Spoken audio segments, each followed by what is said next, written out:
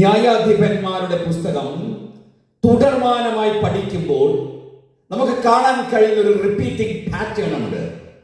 ദൈവജനം ദൈവത്തിന് വിരോധമായി തിന്മ പ്രവർത്തിക്കുന്നു, ശത്രുക്കളാൽ ദൈവജനം വിളിക്കപ്പെടുന്നു, ജനം ദൈവത്തോട് കരഞ്ഞപേക്ഷിക്കുന്നു, അവരെ രക്ഷിക്കുവാൻ ദൈവം ന്യായാധിപന്മാരെ എഴുന്നേൽപ്പിക്കുന്നു.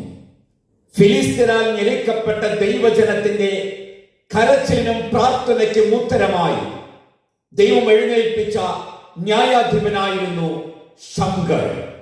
Book of judges chapter 3 verse 31. ദൈവജനത്തെ രക്ഷിക്കുന്നതിന് വേണ്ട ഒരു വെളിപാട് ന്യായാധിപനായ ശംഗറിന്റെ മേൽ വന്നു കഴിഞ്ഞപ്പോൾ Shamgar didn't say, Lord, I'm alone. I'm not a trained warrior. I do not have any battle weapons. How could I face this 600 Philistines by myself?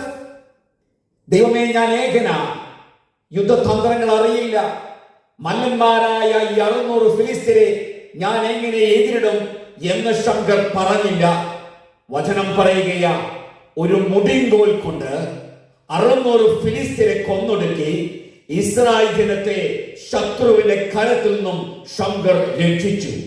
ഈ ജയം Shamgar എന്ന് പറയുന്ന ഒരു ന്യായാധിപന്റെ ശക്തിയല്ല, മറിച്ച് അവന്റെ മേൽ നിറയപ്പെട്ട ഒരു ദൈവം മഹത്വമായിരുന്നു. Shamgar powerfully demonstrates the truth of what Paul says in Philippians chapter 4 verse 13. എന്നെ ശക്തനാക്കുന്നവൻ മുഖാന്തരം ഞാൻ സകലത്തിനും മതിയാകുന്നു.